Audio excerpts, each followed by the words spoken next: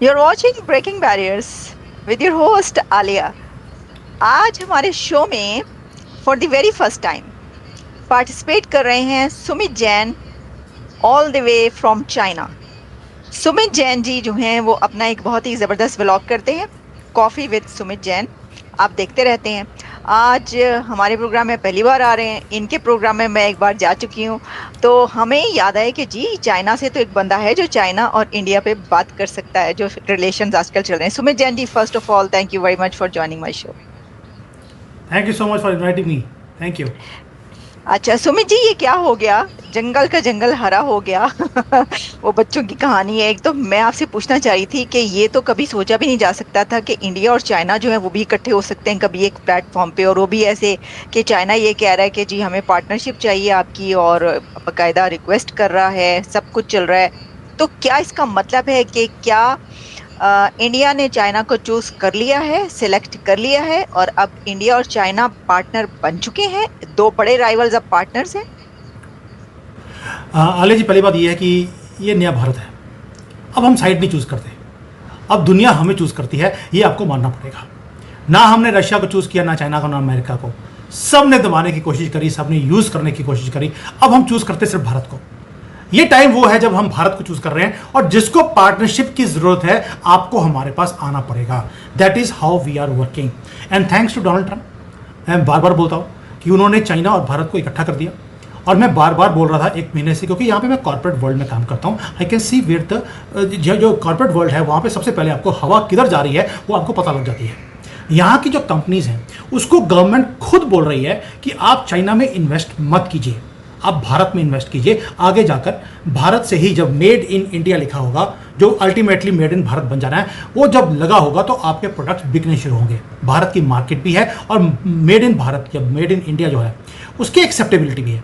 देखिए, आप अमेरिका में रहती हैं, जब वहाँ पे आप मेड इन चाइना देखते हैं, पहला दिमाग में क्या आता है आपके? या घटिया होगा, ये चलेगा नहीं चलेगा, कुछ पता नहीं है। लेकिन जब मेड इन इंडिया का प्रोडक्ट आता है, उसके ऊपर एक स्टैंप होती है रिलायबिलिटी की। ये पूरी दुनिया में ऐसा ही है। तो इसलिए यहाँ की जो कंपनीज है चाइना की, उन्हें गवर्नमेंट बोल रही है आप चाइना में इन्वेस्ट नहीं करो, अब भारत में करो। पहली बात ये हुई। दूसरा, जो इनकी हालत है चाइना की, क्योंकि डोनाल्ड ट्रंप जब से आए हैं, तो मैंने थैंक्स बोला था कि हमें थैंक्स बोलना चाहिए भारतीयों को डोनाल्ड ट्रंप को। जब से डोनाल्ड ट्रंप आए हैं, उनका टारगेट ना रशिया है, ना भारत है, कोई भी नहीं है, वो चाइना है। क्योंकि चाइना ने अपने कार्ड्स को बहुत बुरी तरह से खेला।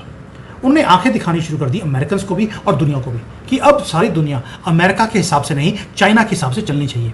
और अमेरिकन ये दादागिरी सहन नहीं कर सकते, इसलिए उनके जितने भी तोपे हैं वो सारी चाइना की तरफ है। यहाँ की जो मेजर इंडस्ट्रीज थी, उन्होंने उनको टारगेट किया।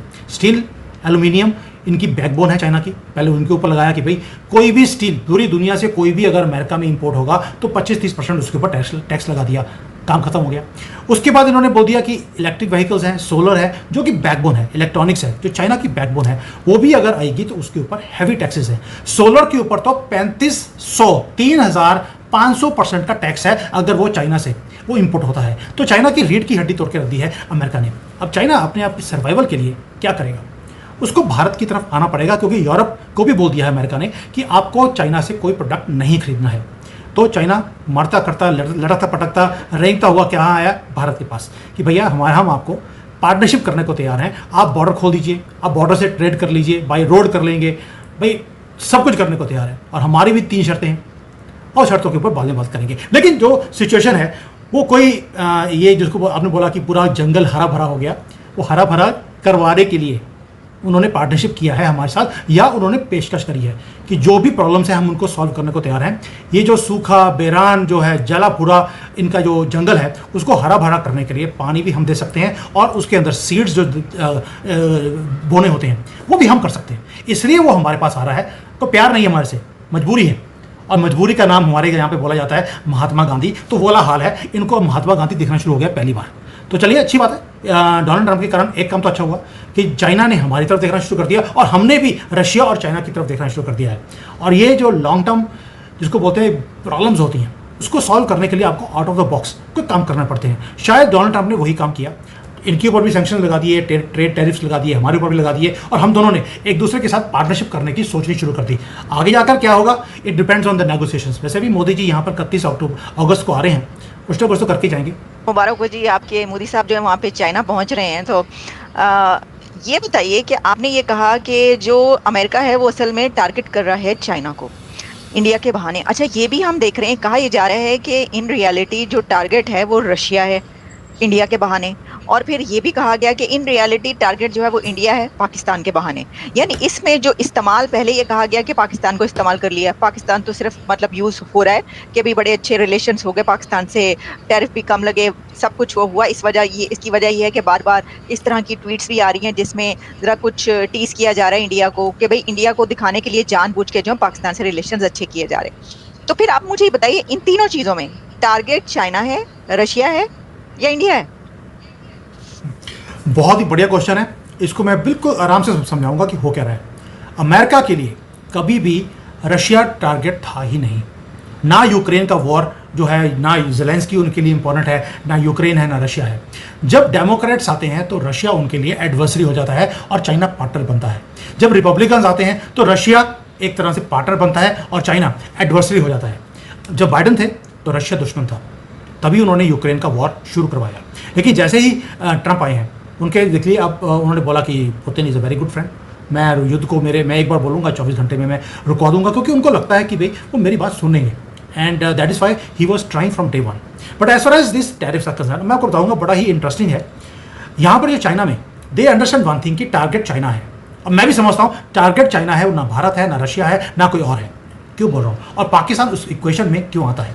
डोनाल्ड ट्रंप जब अपना कैंपेनिंग कर रहे थे, उनके दो स्लोगन्स थे, I will clean the swamp, यानी कि जो डीप स्टेट है उसको मैं क्लीन करूंगा, जो सारी दुनिया में प्रॉब्लम्स को क्रिएट करते हैं अपने इंडस्ट्रियल कॉम्प्लेक्स को चलाने के लिए, वो वॉर्स के अंदर एंटर करते हैं।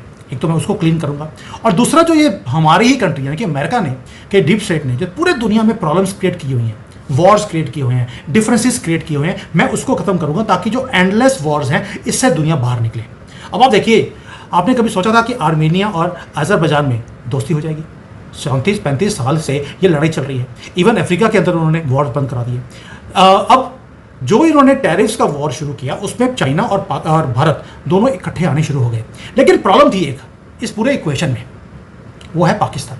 जब जब चाइना ने हमारे साथ रिलेशंस को ठीक करने की कोशिश करी, पाकिस्तान वहाँ पर खड़ा होता था मुंह फैलाकर कि जी हम तो आपके साथ जो है हमसाया हैं, पहाड़ों से ऊंची और नर्क से नीचे, जो भी आप बोलती हैं, मैं उसमें जाना नहीं चाहता हूँ। लेकिन उसके कारण पाकिस्तान कभी भी वो चाइना को भारत के करीब आने नहीं देता था। अब अमेरिका ने बहुत खूबसूरती से आपके आसिम मुनीर को बुलाया। भाई अगर उन्होंने डील करना था तो आपके शहबाज शरीफ को बुला सकते थे, नहीं बुलाया। उन्होंने आसिम मुनीर को बुलाकर एक ही काम किया, पूरी इक्वेशन में जो ट्रबल मेकर है उसको साइड कर दिया। भैया तुम्हें तो पैसे चाहिए, और पैसे जो तुम लोगे भी मेरे से, आखिर तो तुमने अमेरिका के पिज़्ज़ा जो फ्रेंचाइजीज हैं और हैं उसी में इन्वेस्ट करने हैं, तो तुम मेरे से पैसे ले लो। और उनको बड़ी खूबसूरती से इक्वेशन से बाहर जैसे ही निकाला है पाकिस्तान को, अब देखिए भारत और चाइना के रिलेशंस ठीक भी होने शुरू हो गए। पहली बात ये, अमेरिका को मालूम था कि ये जो जनरल्स हैं आपके, जो भी हुक्मरान हैं, ये पैसों का पैसा फेंका, भैया क्रिप्टो में दिया, कुछ भी किया, बलूचिस्तान के रिसोर्सेज को लेके आने की कोशिश करी, जो भी किया वो एक सिर्फ दिखाने के लिए। अल्टीमेट एम यही था कि ये एंडलेस वॉर्स जो चल रहे हैं वो खत्म होने चाहिए। एंड दे ऑल्सो नो कि चाइना को दो ही जो भाषा है वो समझ आती हैं, एक है भाषा ऑफ स्ट्रेंथ, दूसरा है भाषा ऑफ मनी। इस वक्त चाइना बिल्कुल बिल्कुल मिट्टी में लगा हुआ है। इस वक्त जो लॉन्ग टर्म स्ट्रेटेजी जो वॉर है, जो लाइन ऑफ एक्चुअल कंट्रोल जिसको बोला जाता है LAC, आप देखिए LAC का मतलब है कि वॉर अभी भी चल रहा है, वो खत्म नहीं हुआ। अब चाइना ने पहली बार बोलना शुरू किया है, we are ready to declare it as international border, कि जो हमारे पास है हमारे पास, जो आपके पास है वो है, और इसके ऊपर इससे आगे हम नहीं बढ़ेंगे। तो आपकी जो 60 साल से पुरानी जो ये प्रॉब्लम चल रही है वो सॉल्व हो गई, सिर्फ इसलिए कि आपकी इकोनॉमी डाउन है। और डोनाल्ड ट्रंप ने बड़े खूबसूरती से पाकिस्तान को बाहर इक्वेशन से निकालकर रियलिटी दिखा दी, और साथ में स्ट्रेंथ भी दिखा दी, और दोनों भाषाएं चाइना को समझ आती हैं। तो इसलिए जो ये भंगड़े डाले जाते हैं, ये वो बेवकूफ़ हैं जिनको ना तो जियो पॉलिटिक्स समझ आती है, ना इकॉनमी, ना फाइनेंस। ये तो वो लोग हैं, जब आपका फाइनेंस मिनिस्टर पाकिस्तान का जब भीख मांगने जाता है, तो जब वो भीख लेकर आता है उसके बाद भी उसके ऊपर फूलों से उसकी बुरशाल की जाती है कि यार ये भीख लेकर आया है इंटरनेशनल कंट्री से जाके, वही सऊदी अरेबिया, कभी चाइना, कभी अमेरिका से। तो इन लोगों को सीरियसली लेने की जरूरत नहीं है। हमें कोई तंज नहीं कसा जा रहा अमेरिका की तरफ से, सिर्फ सिचुएशंस को, जो लॉन्ग टर्म सिचुएशंस हैं उनको ठीक करने की एक कोशिश की जा रही है, एंड इट इज़ वर्किंग। जी अच्छा सुमित जी, आपने ये बात की, मुझे बताइए, क्योंकि आप चीन में हैं, चाइना में मौजूद हैं, वहाँ पे क्या इमोशंस पाए जाते हैं? वहाँ की जो पब्लिक है, वहाँ के लोग हैं, वैसे तो उनको पॉलिटिक्स में इतना इंटरेस्ट नहीं है, या अगर इंटरेस्ट हो भी तो हम तो यही समझते हैं कि वहाँ पे बड़ी पाबंदियाँ होती हैं और पॉलिटिक्स पे बात नहीं करने दी जाती। इस तरह की चीज़ें हैं क्या? ऐसा है, या लोग अपने इमोशंस दिखाते हैं? वो इंडिया के साथ दोस्ती वहाँ के चाइना के लोग चाहते हैं, नहीं चाहते? क्योंकि पाकिस्तान के तो बड़े दोस्त हैं, जो चाइनीज हैं वो बहुत ज्यादा हैं, बहुत बड़ी तादाद में पाकिस्तान में हैं भी। इंडिया के हवाले से उनके क्या इमोशंस हैं? देखिए, as far as China is concern, पहली बात आपने दो तीन चीज़ें बिल्कुल ठीक कही हैं कि यहाँ पर अपना ओपिनियन वो चाइनीज़ दे नहीं पाते हैं क्योंकि कोई प्लेटफॉर्म ही नहीं है। और अगर कहीं आपने कंट्री के खिलाफ बोल दिया या आउट ऑफ द लाइन को लाइन बोल दी तो प्रॉब्लम हो सकती है। तो उस डर के मारे लोग बोलते नहीं हैं। अब कई लोग बोलते हैं यार तुम चाइना में बैठे हो, तुम बोल कैसे देते हो? एक तो भैया मैं हिंदी में बोल रहा हूँ, मैं इंग्लिश में नहीं बोल रहा हूँ, ना ही मैं चाइनीज़ में कोई वीडियो बना रहा हूँ। और दूसरी बात यह है कि मैं कोई चीज़ कंट्री के अगेंस्ट नहीं बोल रहा हूँ, जो है वैसा ही बोल रहा हूँ। जो पब्लिक डोमेन में चीज़ें आती हैं मैं वो चीज़ों को देता हूँ। मेरे पास कई ऐसी चीज़ें भी हैं जो पब्लिक डोमेन में नहीं है, मैं उनको टच ही नहीं करता। तो मुझे मालूम है कि रेड लाइन क्या है।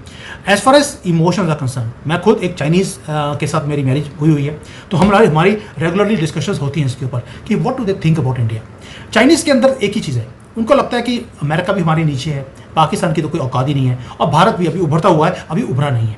As far as their personal opinion is concern is that अभी टाइम लगेगा भारत को हमारा मुकाबला करने में। कोई बहुत बड़ी इकॉनमी है, उसको वहाँ तक पहुँचने के लिए बहुत मेहनत करनी पड़ेगी, अभी टाइम लगेगा।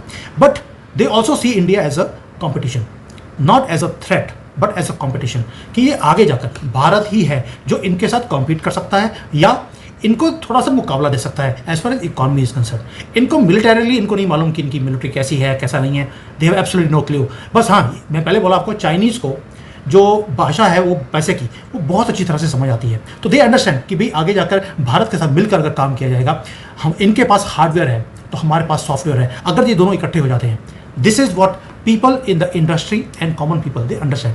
ये दोनों इकट्ठे हो गए, दुनिया को हम अपनी उंगलियों पे नचा सकते हैं। And this is exactly what I foresee कि अगर अभी दोनों कंट्रीज ने, चाइना ने और भारत ने, अपने मूव्स को अच्छी तरह से खेला, हम पूरी दुनिया को अपने उंगलियों पे नचा सकते हैं। 2.8 बिलियन पीपल, 8 बिलियन की पॉपुलेशन है पूरी दुनिया की, और चाइना की और भारत की मिला लें तो 2.8, ऑलमोस्ट 30-35% दुनिया की पॉपुलेशन हमारे पास है। जीडीपी दोनों की ऐड हो जाए तो भी हम एक बहुत बड़ा जंक हमारा बन जाता है। 4 ट्रिलियन की हमारी है, 18-19 की चाइना की है, ऑलमोस्ट 25 ट्रिलियन डॉलर की हमारी इकॉनमी बनती है। दोनों बहुत बड़ी कंजम्पशन की मार्केट्स हैं। हमें तो कहीं और सामान बनाकर बेचने की जरूरत नहीं है, हम खुद ही कंज्यूम कर सकते हैं, बना भी सकते हैं, रिसोर्सेज भी हैं, ऊपर से कंज्यूम भी कर सकते हैं। तो इससे बड़ी फोर्स क्या हो सकती है? इसीलिए हमेशा जितने भी वर्ल्ड पावर्स थी, डीप स्टेट था, उन्होंने कोशिश किया कि कभी भी चाइना और भारत इकट्ठे ना हो, लेकिन वो दिन आ रहा है। We are seeing that some progress is happening. मैं हमेशा बोलता हूँ कि अभी बहुत काम करने वाला है। दोनों तरफ से मिसट्रस्ट है, भारत की तरफ से बहुत ज़्यादा मिसट्रस्ट है, क्योंकि हमारे ऊपर पहले भी एक बार युद्ध इन्होंने अननेसेसरली कर लिया था हमारे साथ। तो अभी भी बहुत फूक फूक के हम कदम रख रहे हैं। We have already given 3 options to China कि भाई आप ये पहले चीज़ें ठीक कीजिए, उसके बाद हम आपके साथ बात करेंगे। और 3 ऑप्शंस भी जो है बड़ी इंटरेस्टिंग है। एक हमने बोल दिया कि आपका हमारे साथ $100 बिलियन का तो डेफिसिट है, इसको खत्म कीजिए। जो आपने चाइना से माल भारत आ सकता है, लेकिन भारत से माल चाइना नहीं आ सकता। वांग ही अभी आए थे यहाँ पर, जो फॉरेन मिनिस्टर हैं, उन्होंने ओके कर दिया।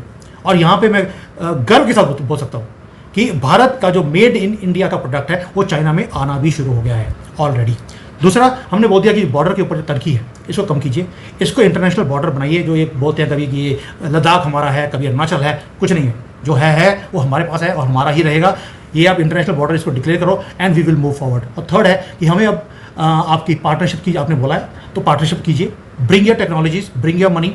हमारे जो भारत के जो बड़े बड़े बिजनेसमैन हैं, इनके साथ मिलकर जॉइंट वेंचर में आप हमारे यहाँ पर काम कीजिए। तो ये 3 कंडीशंस है जो हमने बोली हैं, और जैसे जैसे इसकी प्रोग्रेस देखेंगे वैसे वैसे हम भी आगे अपनी, अभी तो अभी बोला कि यार let's create a relationship again, लेकिन वो आपके एक्शंस के ऊपर डिपेंड करेगा। अगर आप एक्ट करते हैं according to what you promise, then we will move forward. China ने बोला हमने तो कभी किसी को धोखा दिया ही नहीं, हम तो बड़े साफ सुथरे लोग हैं पाकिस्तानियों की तरह, हम तो किसी को धोखा देते नहीं हैं। तो हमने भी क्या किया, जो बॉर्डर के ऊपर इन्होंने कुछ स्ट्रक्चर्स बनाए हुए थे, उसकी फोटोज उनके सामने लगा दी कि आपने लास्ट टाइम बोला था कि आप कोई भी हमारे बॉर्डर के पास स्ट्रक्चर्स नहीं बनाएंगे मिलिट्री का, लेकिन ये पिक्चर्स बताती हैं कि आपने स्ट्रक्चर्स बनाए हैं, इनको डिसमेंटल करेंगे, only then we will move forward. और खुशी की बात यह है, अभी परसों यहाँ से वांगी मीटिंग करके गए हैं और डिसमेंटलिंग बॉर्डर के ऊपर ऑलरेडी चाइना ने करनी भी शुरू कर दी। तो दे आर शोइंग इंटरेस्ट कि they want to go ahead. But ये चाइना है, इनकी पॉलिसी कब चेंज हो जाएगी ये तो भगवान भी जानता नहीं है। So let's see how much they will move forward. जितना ही आगे चलेंगे उतना ही हम भी इनकी तरफ चलेंगे। So it's a work in progress,